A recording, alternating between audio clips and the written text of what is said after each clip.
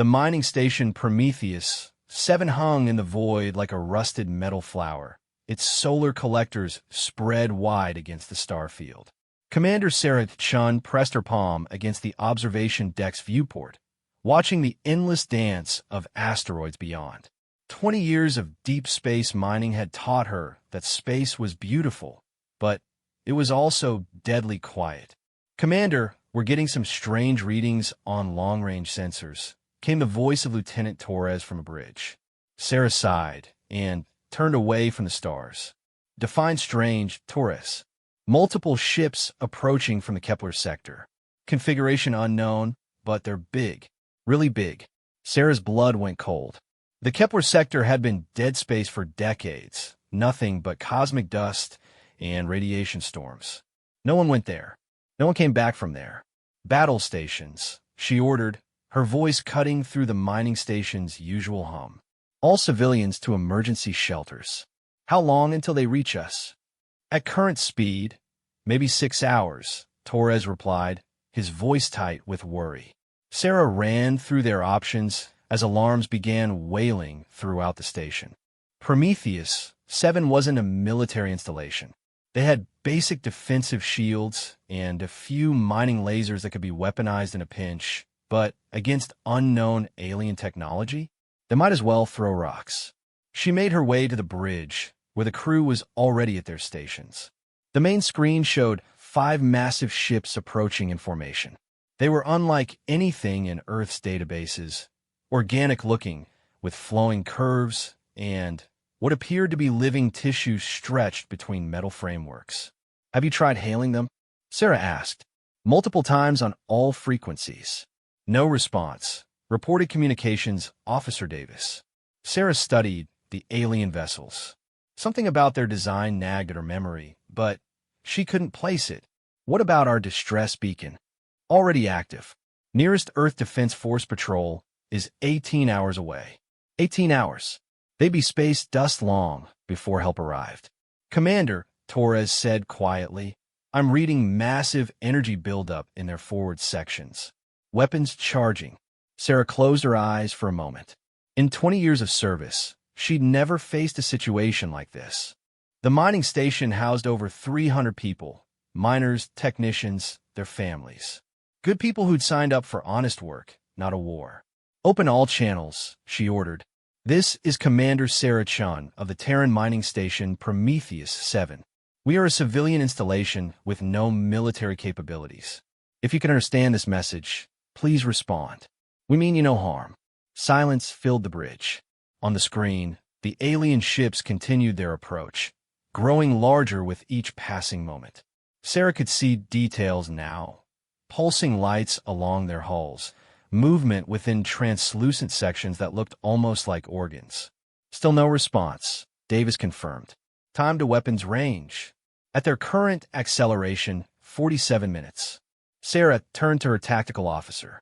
"Jenkins, what can we throw at them?" Jenkins, a grizzled veteran of the Martian colonial wars, looked grim. "Our mining lasers could scratch their paint, assuming they have paint. The cargo haulers have some industrial charges we could rig as mines. But honestly, Commander, it would be like trying to stop a battleship with firecrackers." "Do anyway. Prep everything we have."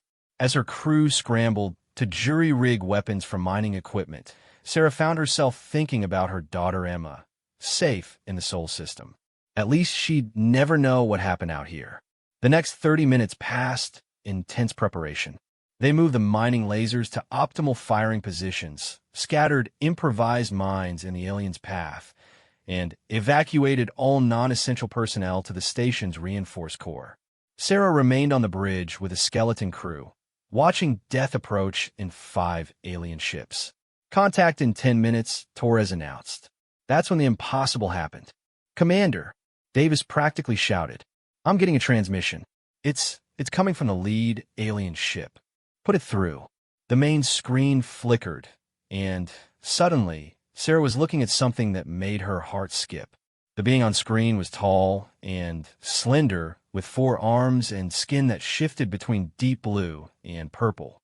Its face was elongated, with large, dark eyes that seemed to hold depths of intelligence and emotion. But what caught Sarah's attention wasn't the alien appearance. It was the unmistakable look of recognition in those dark eyes. When the being spoke, its voice was melodic, almost musical, but the words were clearly English. Human Sarah-chan, do you remember me? You saved my life long ago in battle. Sarah's mind raced. She'd never seen this being before. She was certain of it. It's something in its voice, in the way it held itself, sparked a memory just out of reach. I'm sorry, she said carefully, but I think you have me confused with someone else. I've never met your species before. The alien's expression, so alien yet somehow familiar, showed what might have been sadness. You would not remember me as I am now. When last we met, I was very different.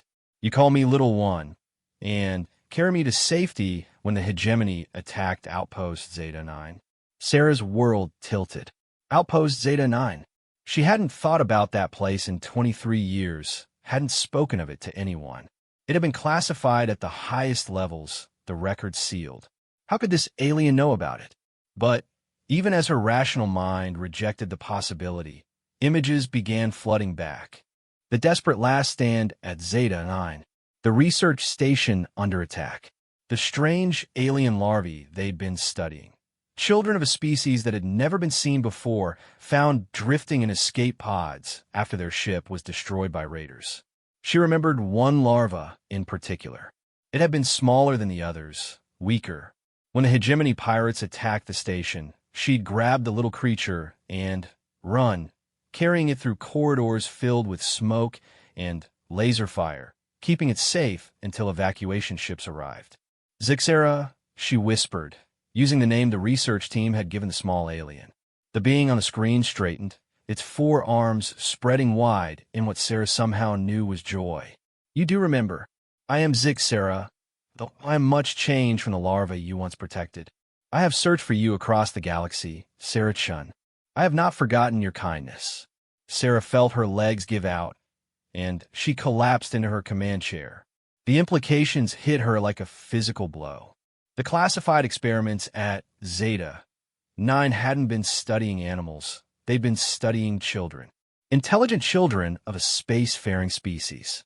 My God, she breathed. What were we doing to you? Your scientists were trying to understand us, Zixera said gently. They did not know we were fully sentient. The translation barriers, our larval form. We could not communicate as we do now. But you, Sarah-chun, you treated me with kindness even when you thought I was merely an animal.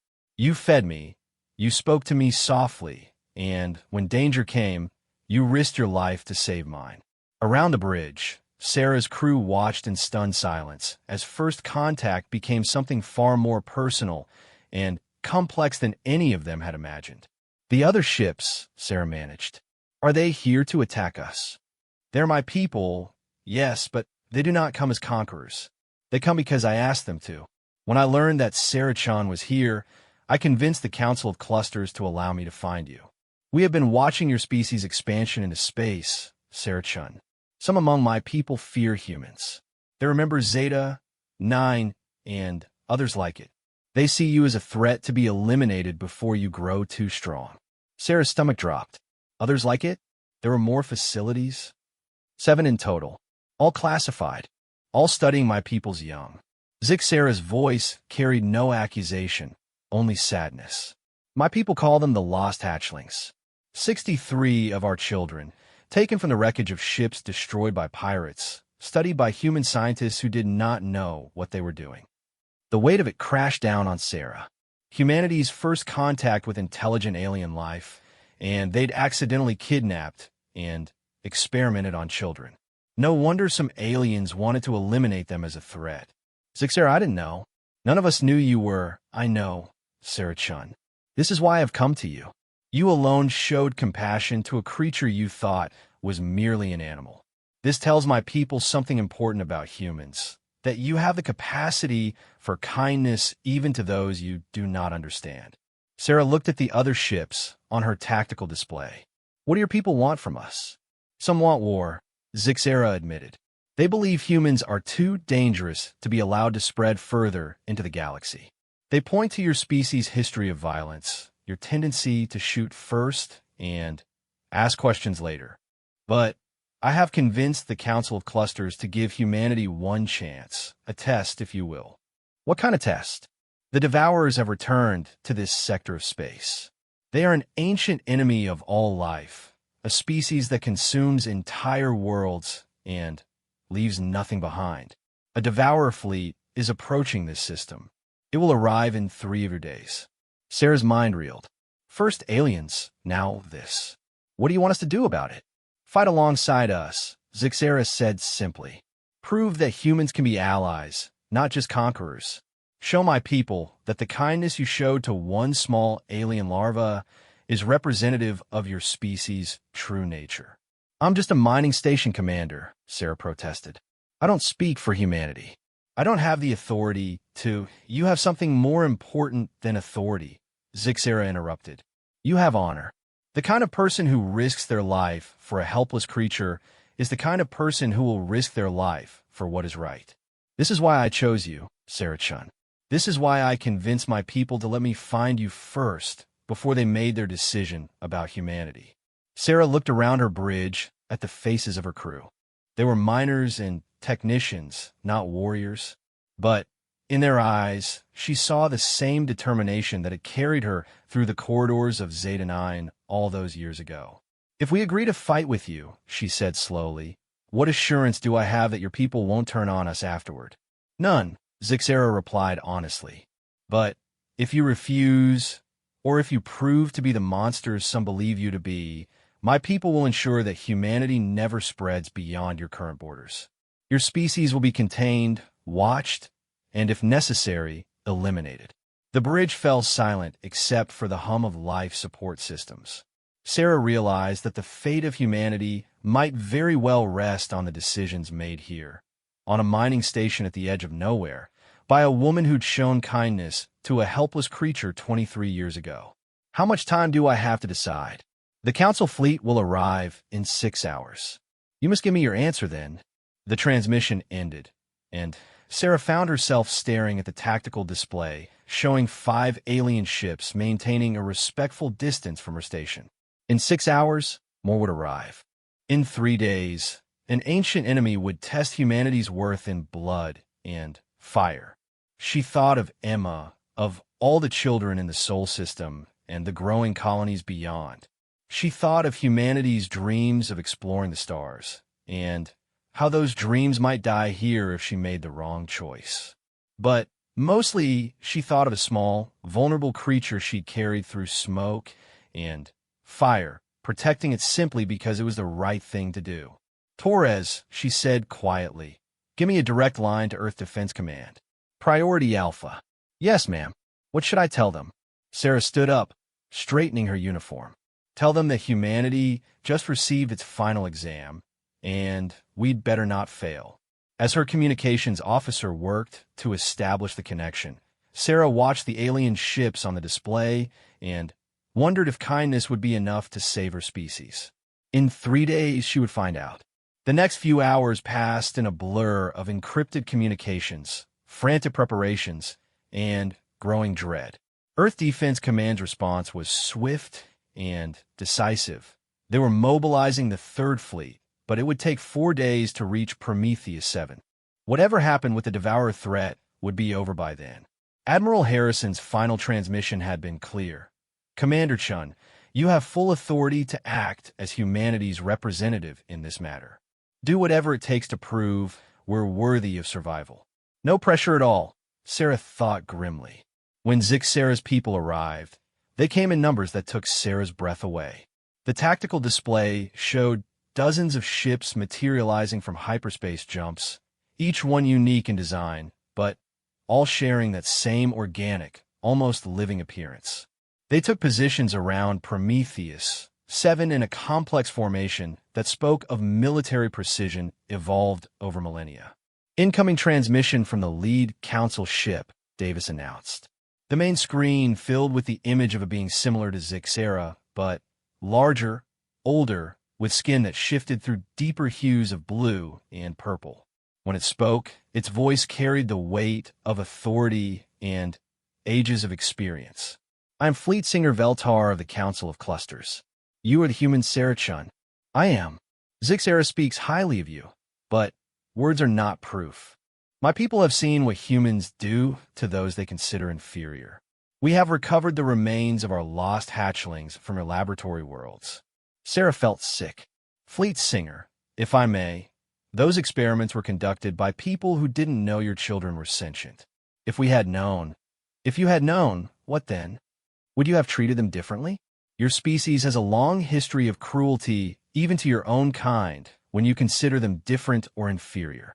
The accusation stung because it was true. Sarah couldn't deny humanity's dark history, but she could speak to its potential for something better. You're right, she said. My species has done terrible things. We've enslaved our own kind, committed genocide, destroyed our environment.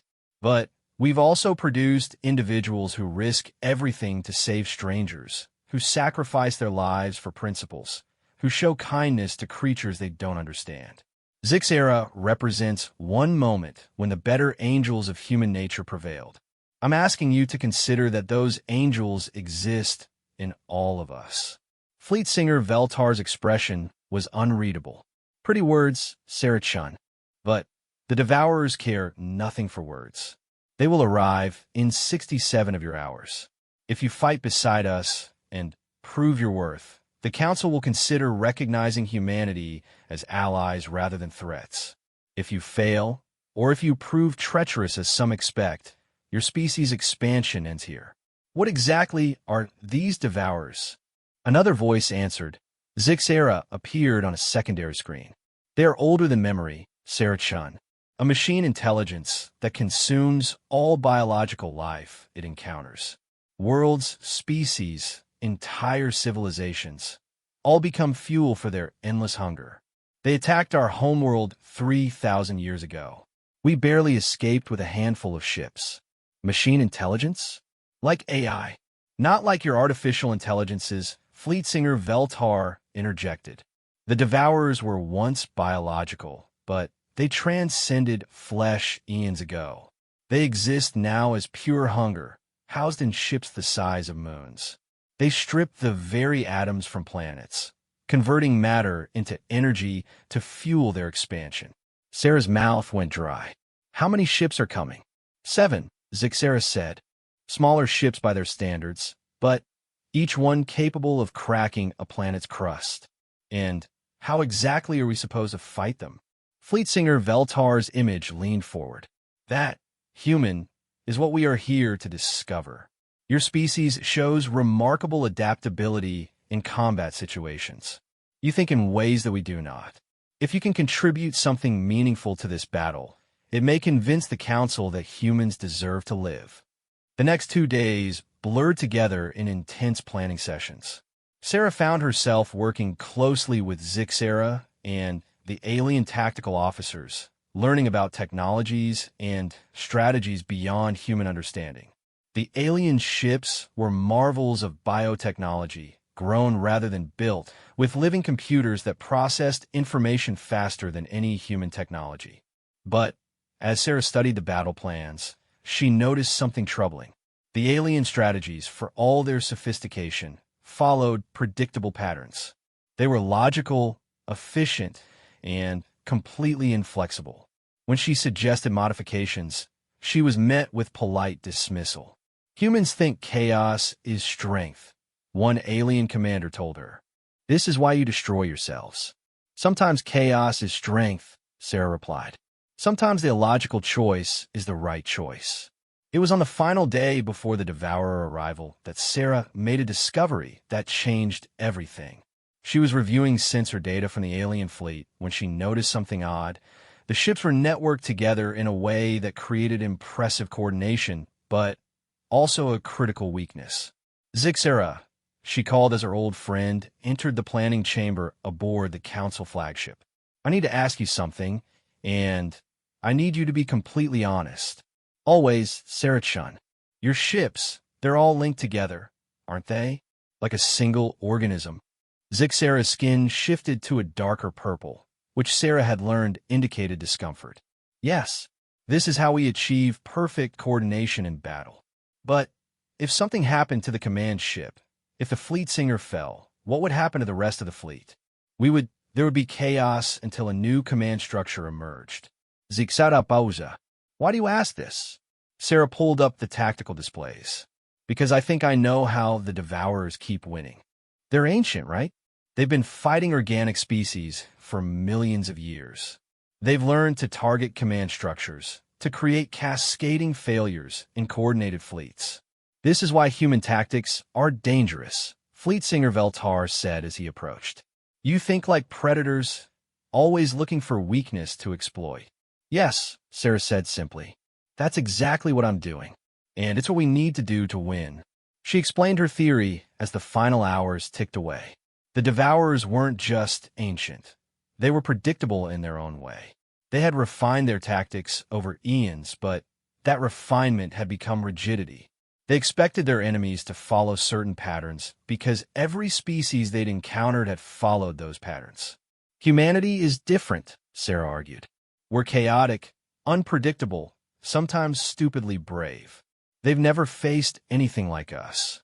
When the Devourer ships finally arrived, they came in a formation that spoke of absolute confidence. 7 massive vessels that dwarfed even the largest council ships, their dark hulls seeming to absorb light itself.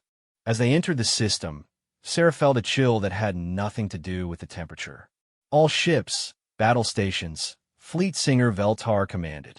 Sarah watched from the bridge of Prometheus 7 as the two fleets faced each other across the void. The alien ships moved into their traditional formation, a complex pattern that maximized their firepower while protecting their command vessels. Devourers are beginning their attack run, the tactical officer reported. That's when Sarah made the choice that would either save humanity or doom it. Prometheus 7 to all ships, she broadcast on the general channel. I'm implementing human tactical doctrine. Break formation and engage independently. Commander Chun. Fleet Singer Veltar's voice cut across the channel. That is not the plan. The plan won't work. Sarah shot back. Trust me. She turned to her crew. All stations, emergency power to the mining lasers. We're going to show these ancient bastards what chaos looks like. And with that, Sarah Chun took her mining station directly toward the largest Devourer ship, her small escort of mining vessels following behind her like a flock of sparrows attacking eagles. The battle for humanity's future had begun. The first Devourer weapon discharge lit space like a dying star. Sarah watched from Prometheus 7's bridge as a beam of pure annihilation swept across the void, aimed directly at Fleet Singer Veltar's flagship. The Council ship's bioarmor held for perhaps 3 seconds before beginning to buckle.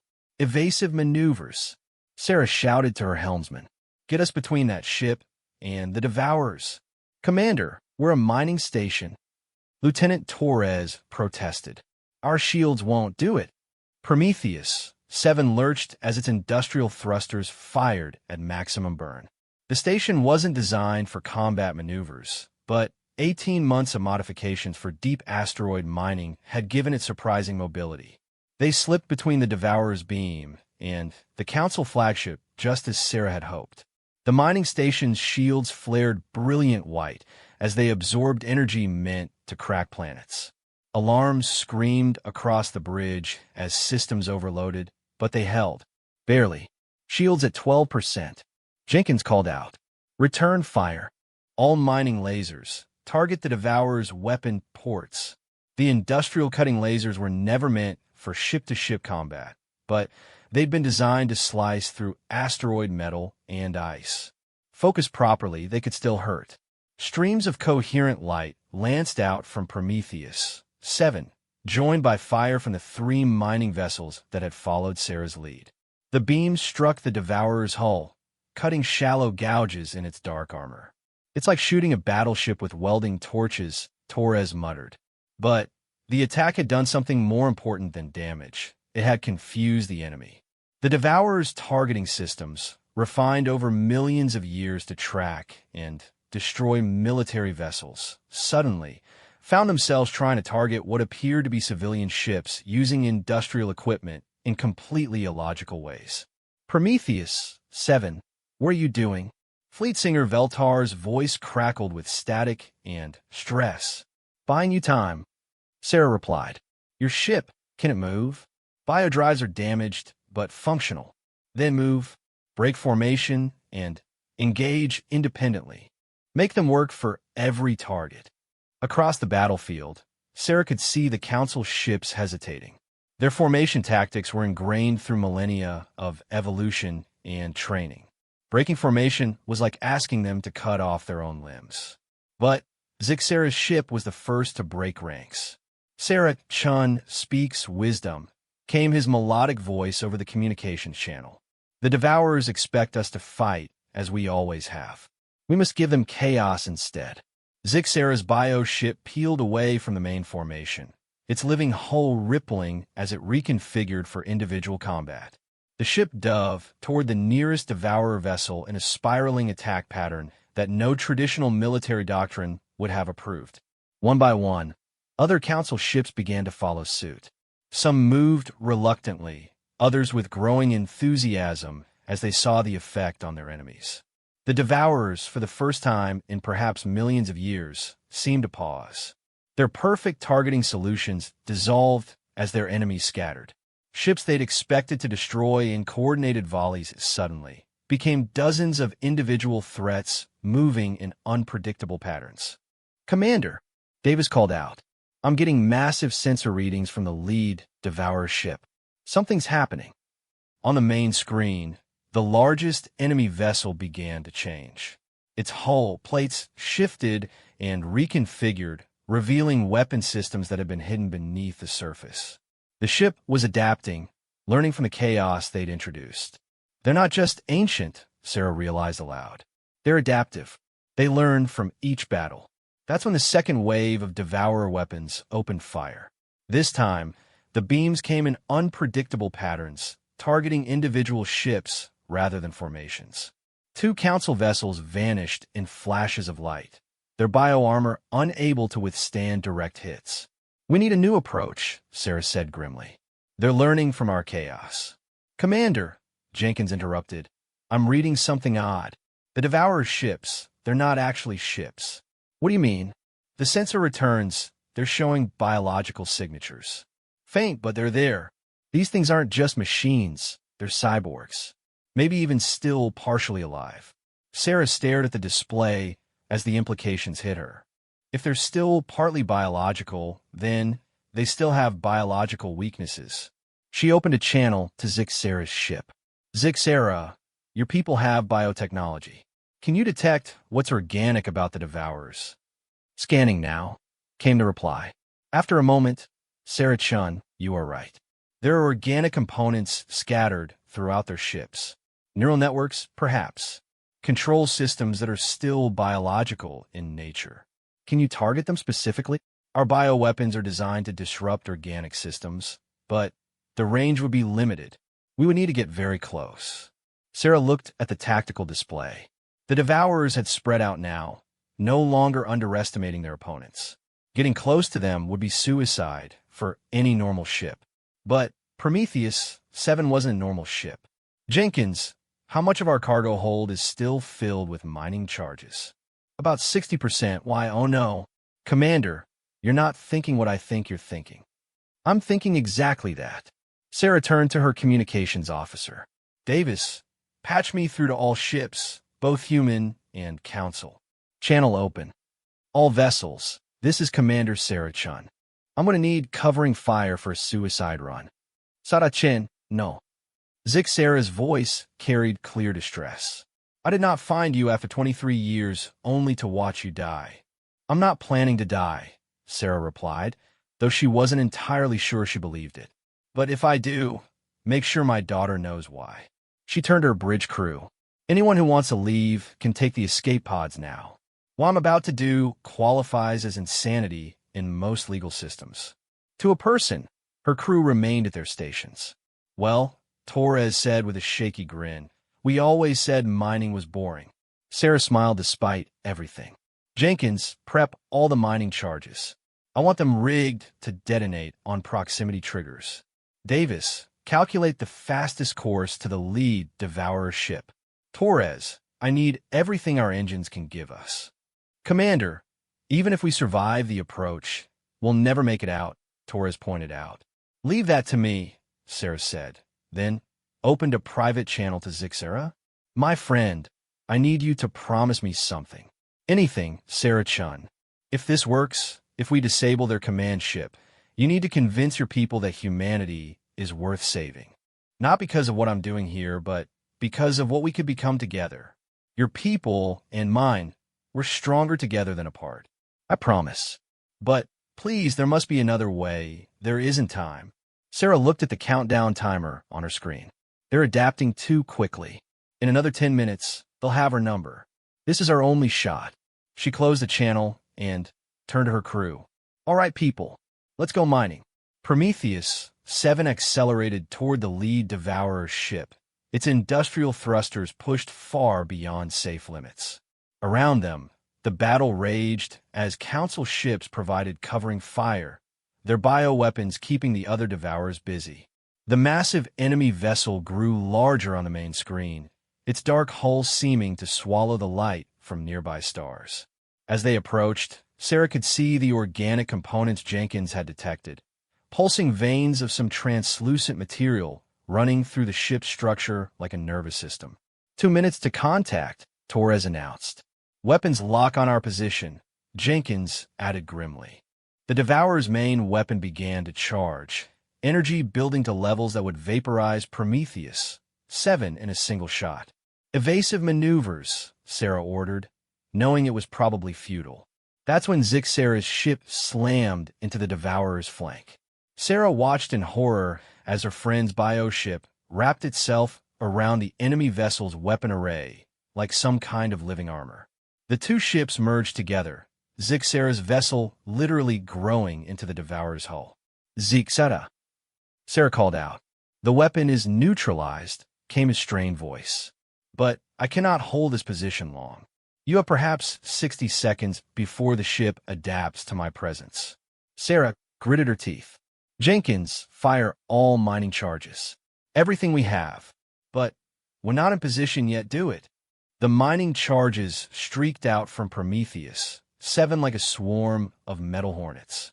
They weren't guided missiles, just industrial explosives with proximity triggers, but there were hundreds of them. The first wave detonated against the Devourer's outer hull, barely scratching its armor. But the second and third waves found their way into the breaches Zixera's attack had created. Internal explosions detected, Davis reported. On the main screen, the Devourer's ship shuddered as the mining charges found their targets. The organic neural networks Jenkins had detected began to flare and die, cut by explosions that were far too small to damage the ship's structure, but perfectly sized to disrupt delicate biological components. The ship is losing coherence, Zixera reported. Its control systems are failing. Sarah watched as the massive Devourer vessel began to drift, its precise movements becoming erratic. Around the battlefield, the other enemy ships seemed to hesitate as their command ship's control signals faltered. All ships, concentrate fire on the disabled vessel. Fleet Singer Veltar's voice cut across the communications channels. The Council fleet converged on the wounded Devourer like a school of predator fish. Their bioweapons, designed to disrupt living systems, found purchase in the ship's damaged neural networks. Within minutes, the massive vessel went dark. But Sarah's relief was short-lived. Commander, Torres said quietly, we've got a problem. On the tactical display, the remaining 6 Devourer ships had stopped their seemingly random movement. They were converging on one position, Zixera's ship still attached to their fallen command vessel. They're going to destroy him, Sarah realized. They can't risk him learning their secrets. Commander, there's nothing we can do. Our weapons are depleted. Our shields are gone.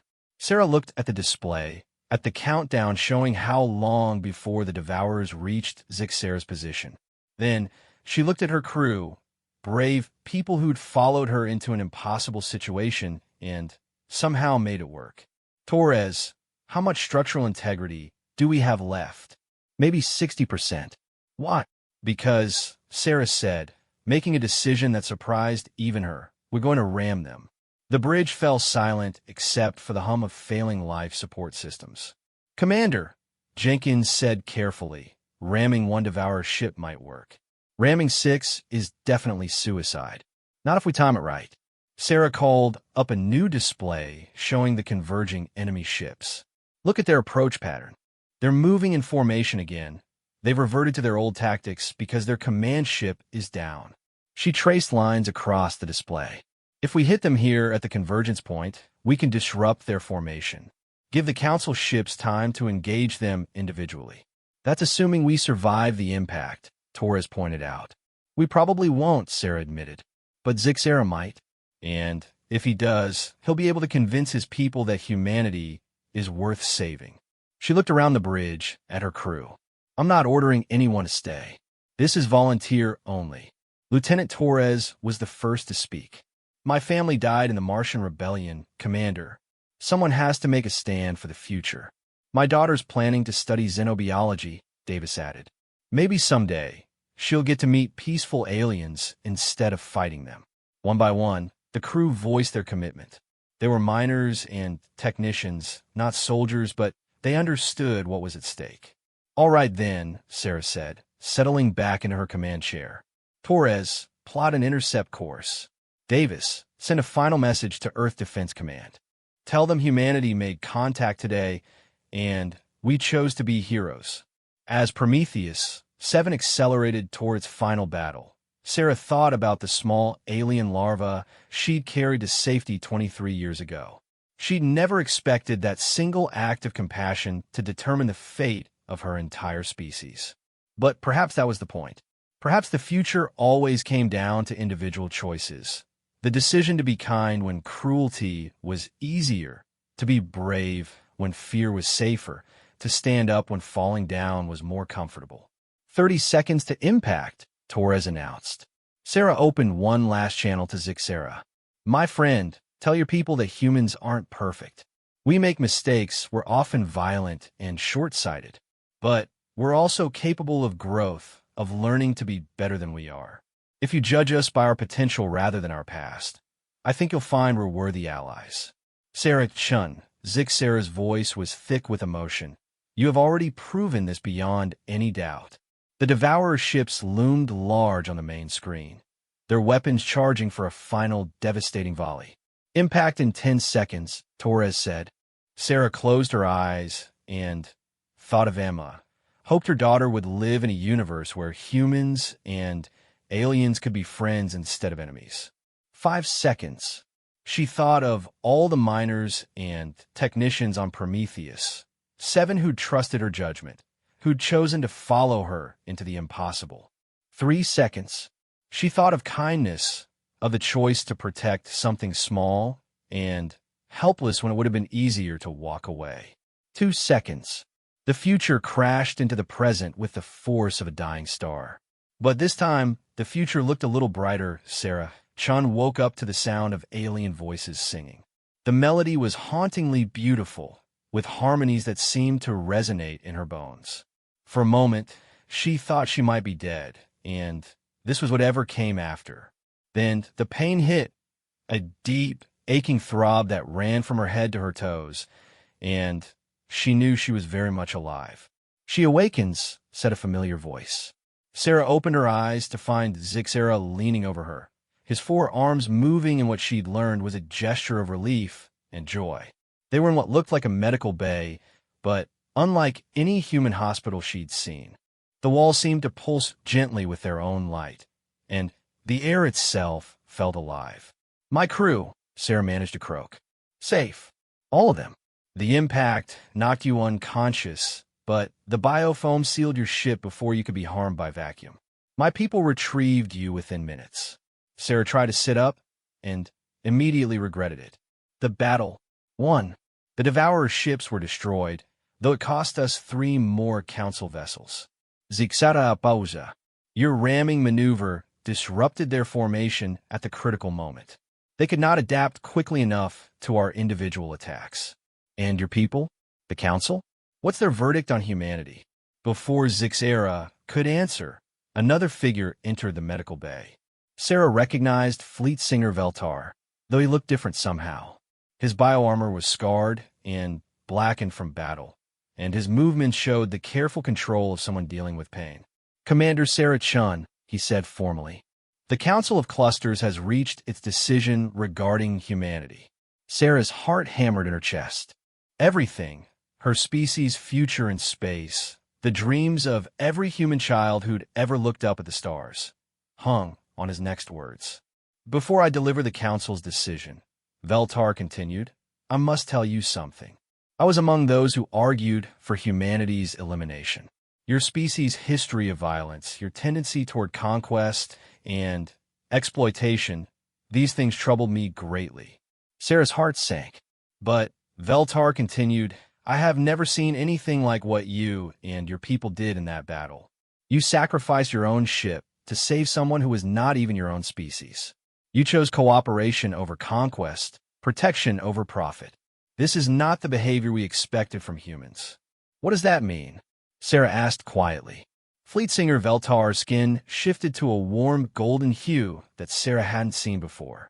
"It means, Commander Chun, that the Council of Clusters formally recognizes humanity as a potential ally rather than a threat. Your species will be granted a probationary membership in the galactic community, with full rights to expand and explore as long as you abide by the accords of peaceful interaction." Sarah felt tears running down her cheeks. "Thank you. We won't disappoint you." "The decision was not unanimous," Veltar warned. "Some still harbor doubts. But Zixera spoke eloquently of your character, and your actions in battle convinced even the most skeptical that humans are capable of honor." Over the next several days, as Sarah recovered from her injuries, she learned the full scope of what humanity had just joined. The galactic community encompassed 47 different species, each contributing their unique strengths to a civilization that spanned thousands of star systems. "Your people's adaptability is remarkable," explained Zixera during one of his visits. "Most species develop along predictable paths. They become either highly logical like the Velkai, or deeply empathic like my own people.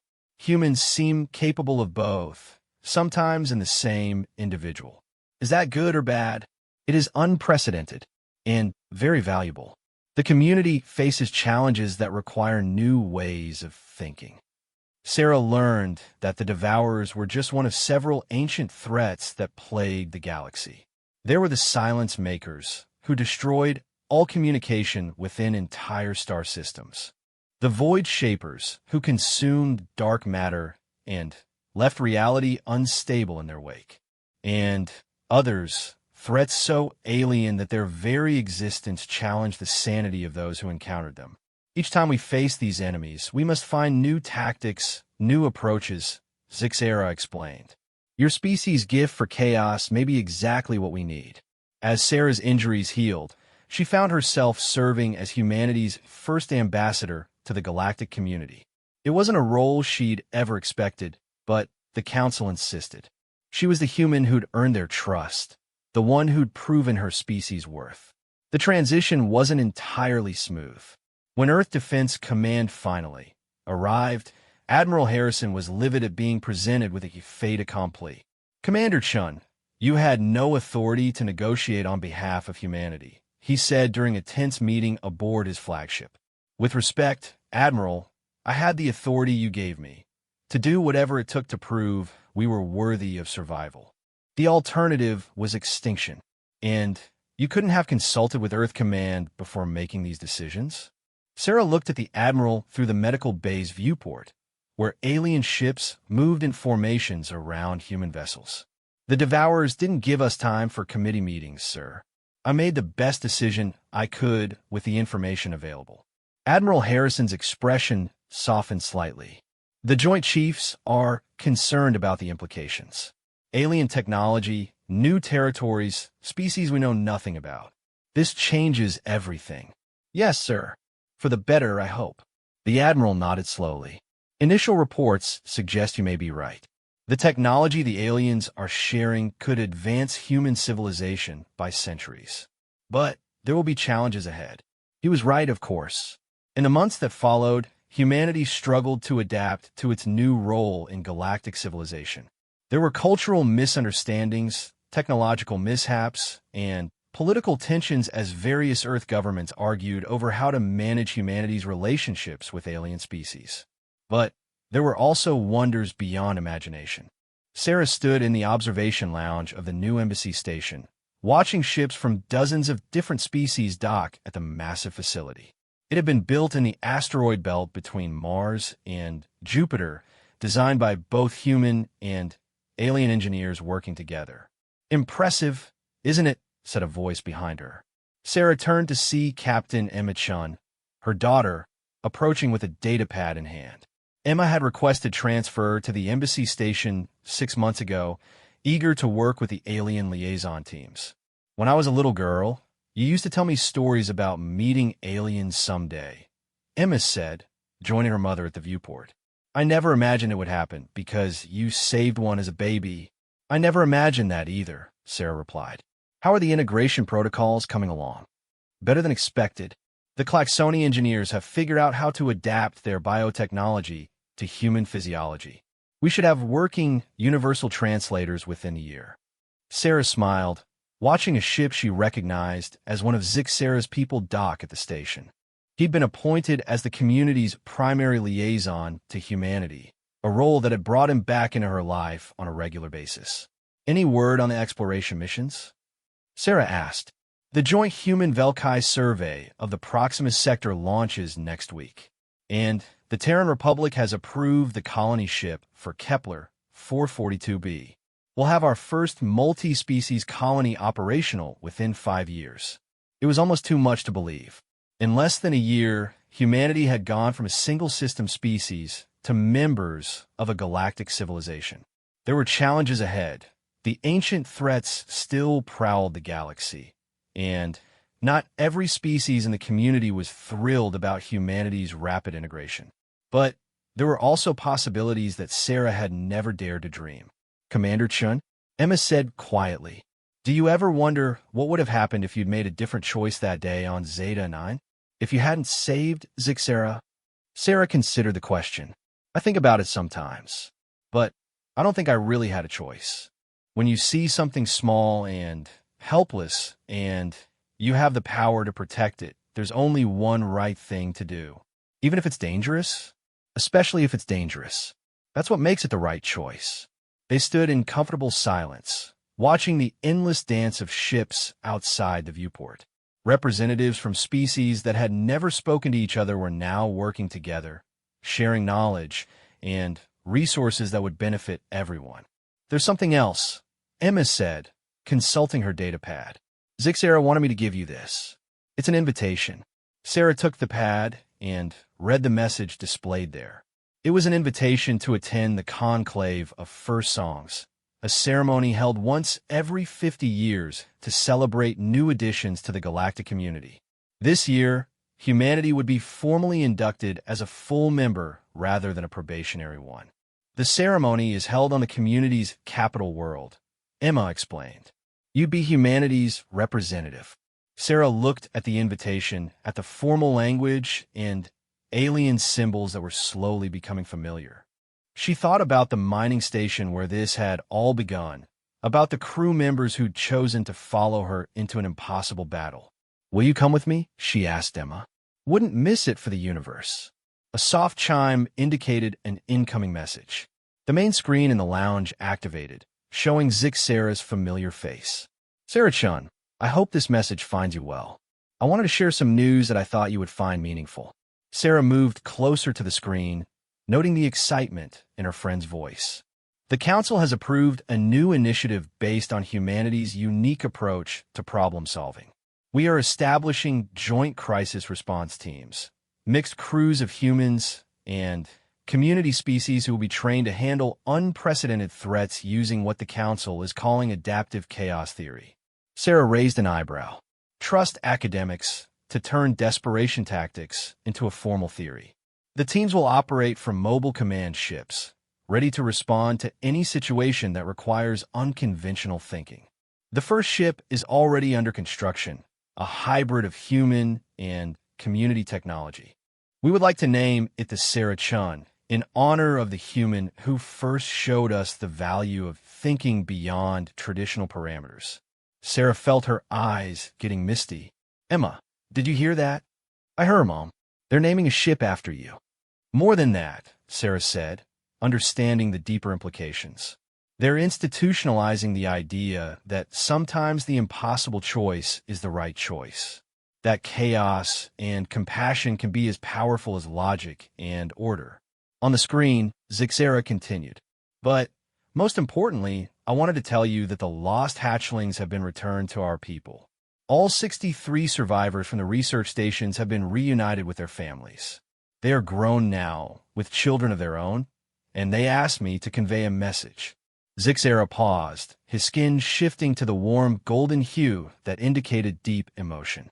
They said to tell the human Sarah-chan that they remember kindness, even when they could not speak to say so. And they want their own children to grow up in a galaxy where such kindness is possible between all species. The message ended, leaving Sarah and Emma alone in the observation lounge. Mom, Emma said after a moment. Are you okay? Sarah wiped her eyes and looked out at the ships moving between stars, human vessels alongside alien ones, working together toward a future none of them could fully imagine. I'm more than okay, she said. For the first time in my life, I think I'm exactly where I'm supposed to be. Outside the viewport, a new ship was arriving. Its design was unlike anything Sarah had seen, a blend of technologies and aesthetics from multiple species, beautiful in its unified diversity. She watched it dock and wondered what new opportunities it represented, what challenges it might help them face. The galaxy was vast and full of dangers, but it was also full of friends they hadn't met yet. And for the first time in human history, they wouldn't face the unknown alone. Sarah Chun, former mining station commander, current ambassador to species beyond imagination, put her arm around her daughter's shoulders and watched the future arrive one ship at a time 3 years after first contact. Sarah Chun stood in the observation deck of the UES Sarah Chun, the ship that bore her name, and watched reality tear itself apart. The crisis had begun 6 months ago in the Andromeda Approach, a region of space where the local group's galaxies came closest together. Deep space monitoring stations had detected something impossible. Entire star systems simply ceasing to exist. Not destroyed, not consumed, just gone as if they had never been. The galactic community had sent 3 separate investigation fleets. None had returned. Commander, we're receiving the final telemetry burst from Survey Fleet Gamma, reported Lieutenant Commander Torres, the same Torres who'd served with Sarah on Prometheus 7. Now her second-in-command aboard humanity's first joint technology vessel. Sarah turned away from a viewport where the twisted geometry of hyperspace flowed past. Put on the main screen. The bridge of Sarah-chan was a marvel of integrated technology. Human computer systems meshed seamlessly with Klaxoni bioprocessors, while Velkai logic engines provided analytical support beyond anything a single species could achieve. The crew was equally diverse, 30 humans, 25 various community species, all trained in the adaptive chaos theory that had become Sarah's signature approach to impossible situations. The main screen flickered to life, showing the final moments of Survey Fleet Gamma. 3 ships, 1 human, 1 Velkai, 1 from Zixera's people, approached what appeared to be an empty region of space. Their sensors showed nothing unusual until the moment they crossed an invisible boundary. Then, the ships simply stopped existing, not destroyed in explosions or consumed by some visible force. They were there one moment, gone the next, as if they had been edited out of reality by some cosmic hand. Replay that section, Sarah ordered.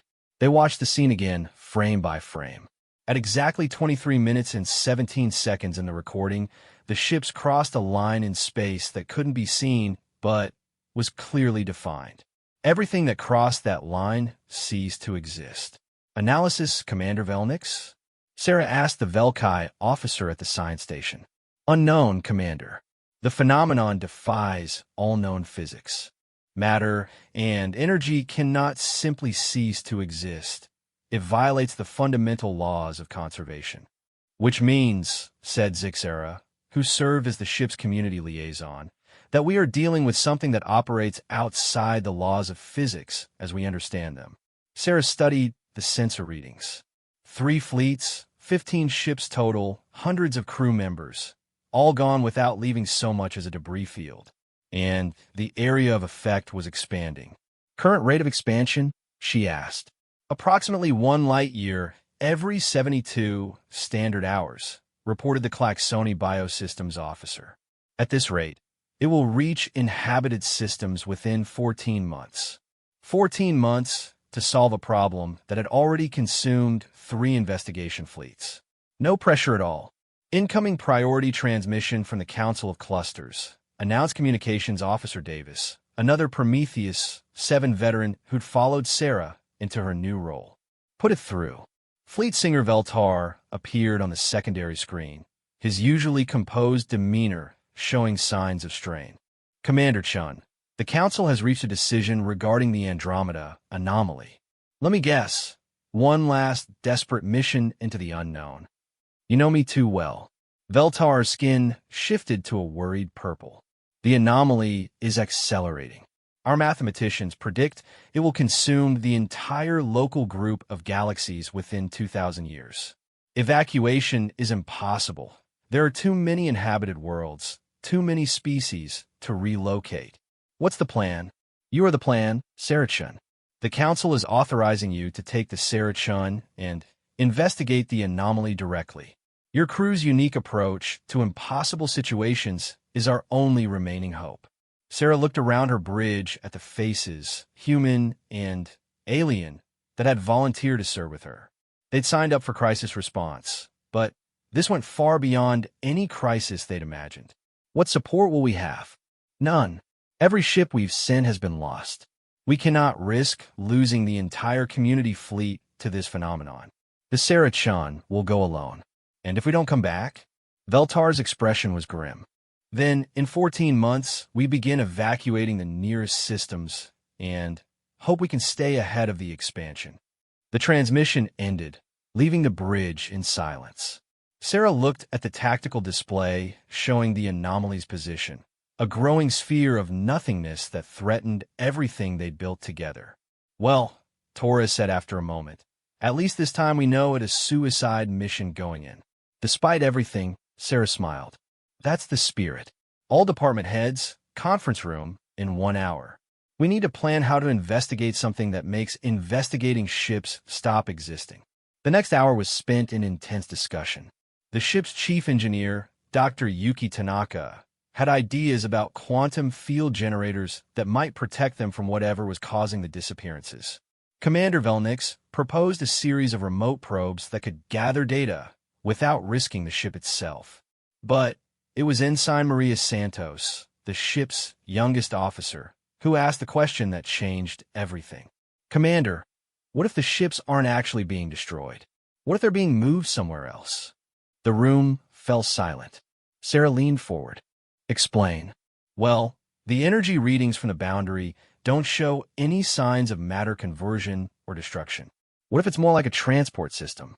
The ships cross the line and get moved to somewhere else. But where? Asked Sixera. That's what we need to find out. Dr. Tanaka was already pulling up schematics on her tablet. If Santos is right, we could modify our sensors to track quantum signatures across dimensional boundaries. It would mean completely rewiring the sensor array, but it's possible. How long? Sarah asked. 48 hours if we work around the clock. Do it. The next 2 days blurred together as the crew worked to implement modifications they hoped would keep them from simply vanishing when they reached the anomaly. Sarah found herself sleeping in her ready room, catching brief naps between status updates and crisis management. On the morning of the 3rd day, they reached the boundary. Approaching the anomaly perimeter, Torres announced. All stations report ready. Sarah studied the view screen, which showed nothing but empty space ahead. According to their sensors, they were less than a light minute away from a phenomenon that had swallowed 3 fleets, but there was nothing to see. Quantum field generators online, reported Dr. Tanaka. Modified sensors active, added Velnix. All crew to alert stations, Sarah ordered. We're going in. The Sarah-chun moved forward at quarter impulse, every sensor focused on the invisible boundary ahead. Sarah watched the distance counter tick down, 1 light minute, half a light minute, 1 light second. Crossing the boundary in 10 seconds, Torres announced. Sarah gripped her command chair. Around the bridge, her mixed crew of humans and aliens waited to see if they would simply cease to exist. 5 seconds. Sarah thought of Emma, safe back at Embassy Station. Of the billions of lives, depending on what they might discover. Boundary contact in 3 to... The universe exploded into kaleidoscopic patterns of light and impossible geometry.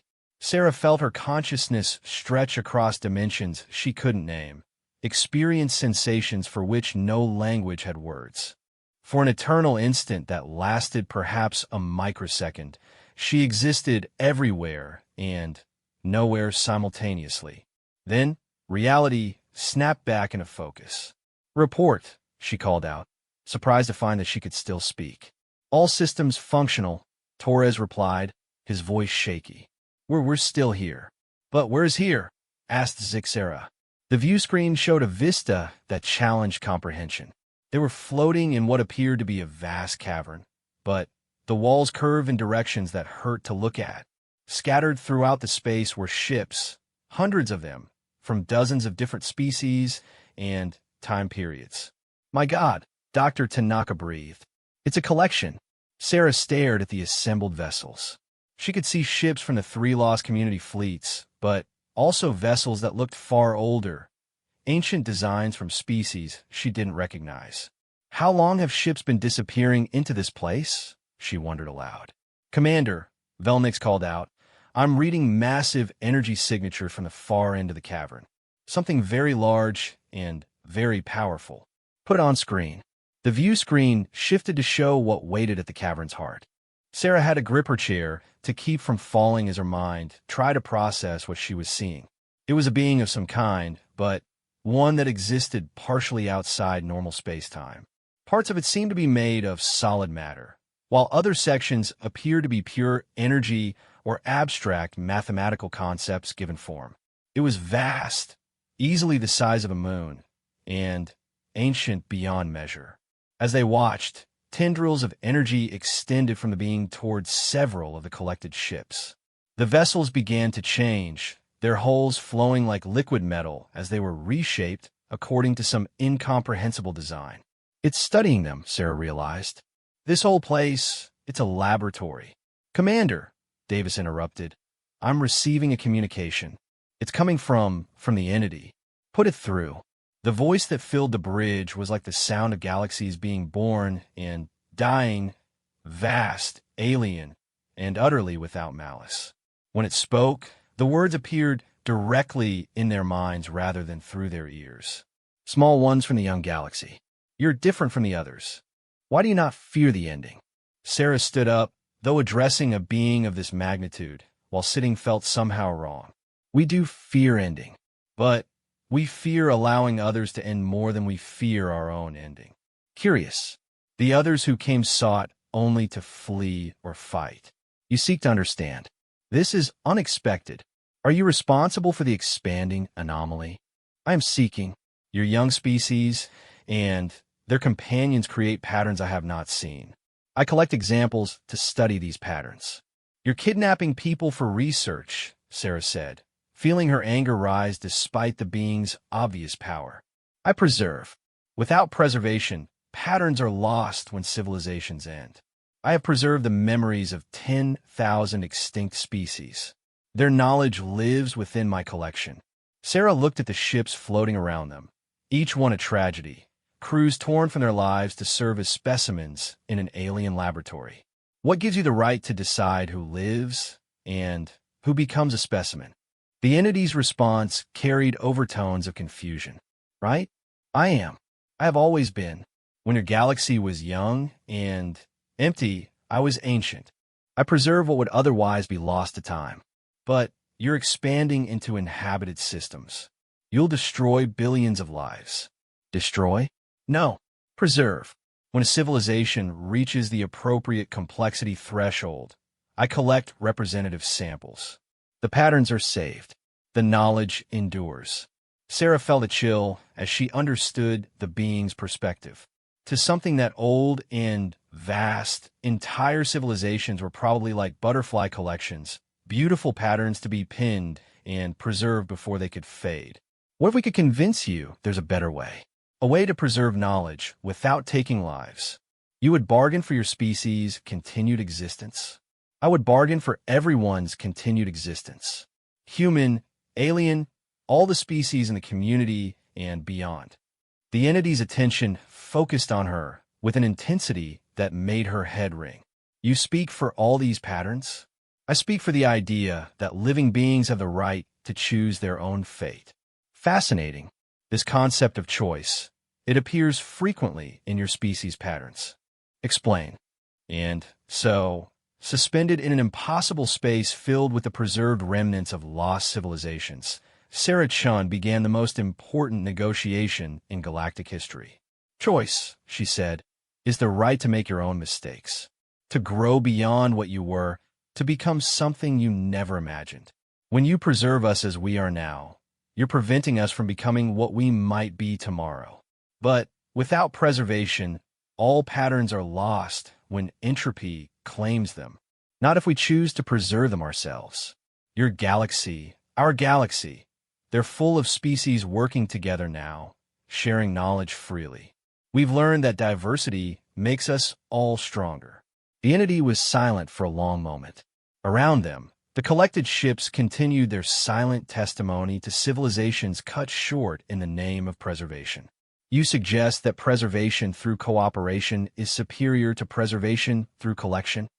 I suggest that a universe where beings choose to share their knowledge is more interesting than a museum where knowledge is trapped in specimen jars. Intriguing. But your species is young. How do you know your cooperation will endure? Sarah thought of Zixura, of the trust built between species that had started as strangers and potential enemies. She thought of her daughter working alongside alien colleagues, of the ships being built with integrated technologies no single species could have developed alone. We don't know, she admitted. That's what makes it worth trying. The negotiation continued for hours, a philosophical debate with the fate of galaxies hanging in the balance. Sarah found herself drawing on every experience she'd had, from the small kindness shown to an alien larva decades ago to the desperate cooperation of the Devourer battle.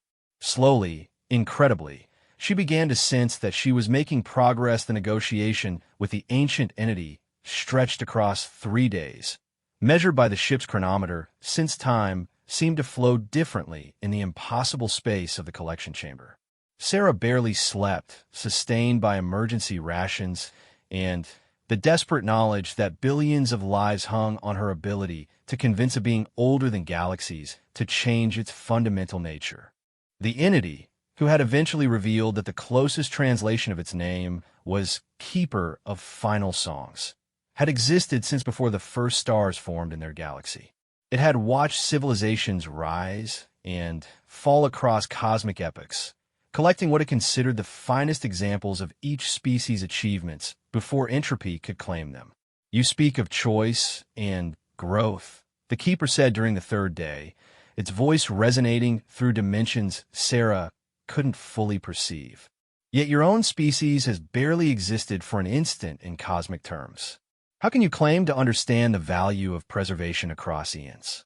Sarah stood on the bridge of the Sarah Chun, looking out at the hundreds of preserved ships floating in the collection chamber. Each vessel represented lives cut short, potential unrealized. But she was beginning to understand that the Keeper wasn't evil. It was operating according to a logic that made sense across geological timescales, but failed to account for individual consciousness. Because, she said slowly, we've learned something you might not have considered. The value of an idea isn't just in its preservation. It's in how it changes and grows when different minds encounter it. Elaborate.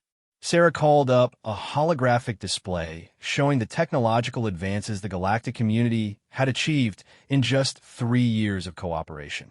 Look at this. When my people shared our chaos theory approaches with Velkai logic systems, we didn't just preserve two different ways of thinking. We created something entirely new. Neither species could have developed these hybrid technologies alone. The Keeper's attention focused on the display with what felt like genuine interest. The patterns interact. They generate new patterns. Exactly. And that process only works if the civilizations are alive and growing. A preserved specimen can't adapt, can't learn, can't create something unexpected. But if left unpreserved, all patterns are eventually lost to entropy. Not if they teach others. Not if they share their knowledge freely. Look, Sarah called up another display. This one showing the vast archives the community had been building. We've created repositories of knowledge that are shared between dozens of species. Art, science, philosophy, music, all of it freely available to anyone who wants to learn. When one species discovers something new, they teach it to others. The knowledge becomes part of a living, growing whole rather than a static collection. The conversation was interrupted by an alert from the ship's sensors. "Commander," Velnix reported, "I'm detecting movement among the preserved vessels. Several are showing signs of active power systems." On the view screen, Sarah could see lights beginning to flicker on throughout the collection chamber. Ships that had been dark for decades or centuries were coming to life. "Keeper," she said, "what's happening?" "I am experimenting. Your arguments have merit. I am temporarily restoring consciousness to some of the preserved specimens to observe their interactions." Sarah watched in amazement as airlocks began opening between ships. Figures in various types of environmental suits started moving between vessels. Crew members who had been in some kind of stasis, now awakening to find themselves in an impossible place surrounded by ships from across the galaxy's history. "My God," Torres breathed. "How many people are out there?" "Approximately 43,000 individuals from over 200 species across a span of 12,000 years, the Keeper replied. "A representative sampling of this galaxy's civilizations." Sarah's mind raced. 43,000 people who thought they were dead, now awakening in a cosmic museum. The psychological trauma alone would be staggering. "Keeper, they need medical attention. Counseling. Time to adjust to what's happened to them. Irrelevant. This is merely an experiment to observe the interaction patterns you described." "No," Sarah said firmly. "If you want to understand what makes living civilizations valuable, you need to understand that every individual consciousness matters. These aren't just specimens. They're people with families, dreams, lives they've been torn away from." I had not considered the individual trauma. I observe on civilizational scales. The distress of individual units seemed negligible. Sarah closed her eyes, trying to find words that could bridge the gap between cosmic perspective and individual human experience. The civilization is made up of those individuals. Their hopes, their fears, their capacity for kindness or cruelty. That's what creates the patterns you find so interesting. "Commander," Zixera interjected softly, "perhaps a demonstration would be more effective than explanation." Sarah looked at her old friend, understanding immediately. "Keeper, would you allow us to go out there? To help these people adjust to their situation? You could observe directly how individuals create the civilizational patterns you study. You would aid distressed specimens from species you do not know." "Yes, because they're not specimens. They're people. And helping people in distress is what people do." There was a long pause. "Then, proceed. I will observe." The next several hours were organized chaos. Sarah divided her crew into teams, each focusing on a different group of awakened ships. The diversity was staggering. Species from across the galaxy's spiral arms, representing technological and biological approaches to civilization that the community had never encountered. Sarah herself ended up aboard what appeared to be an exploration vessel from a species that looked like crystalline trees. Their captain, whose name translated roughly as Root Deep Seeker of Light, had been awakened to find that his civilization had fallen 3,000 years ago. "My people," he said, his voice like wind chimes in a gentle breeze. "My world." "I'm sorry," Sarah said simply. "Your world is gone. But your knowledge, your culture, it could live on if you choose to share it with others. Why do you offer comfort to one whose pattern is foreign to your own?" Sarah thought about that question as she helped coordinate medical teams from the Sarachan working alongside awakened crew members from dozens of different species. Around them, beings who had never seen each other before were working together to address the immediate needs of the confused and traumatized. Because, she said finally, that's what consciousness is for. To recognize suffering and try to ease it, even when the sufferer is different from ourselves. Hours turned into days as the impromptu relief effort continued. The Keeper remained silent, observing as individuals from across galactic history worked together to create order from chaos. Sarah watched human medics treating alien injuries they'd never seen before, while ancient ship engineers shared technology with species that had evolved long after their own civilizations had ended. It was during the 5th day that the breakthrough came. "I begin to understand," the Keeper announced suddenly, its voice filling the collection chamber. "The patterns are not static constructs to be preserved. They're processes, living systems that generate complexity through interaction." Sarah nodded, exhausted but hopeful. "That's right. A civilization isn't just its achievements. It's its capacity to create new achievements through interaction with others. Your small demonstration has generated more novel patterns in 5 days than I have observed in millennia of preservation. The awakened specimens have created 17 new artistic forms, 43 technological innovations, and entirely new philosophical frameworks through their interactions. Because that's what living beings do when they're free to choose their own paths." The Keeper was quiet for a long moment. Around them, the awakened crews continued their work, creating something unprecedented in galactic history. A functioning society made up of individuals from across space and time. "Sarah Chun," the Keeper finally said, "you have presented me with a paradox.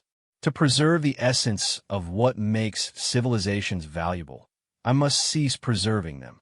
"You could become something different," Sarah suggested carefully. "Instead of collecting specimens, you could be a facilitator. Help species fin.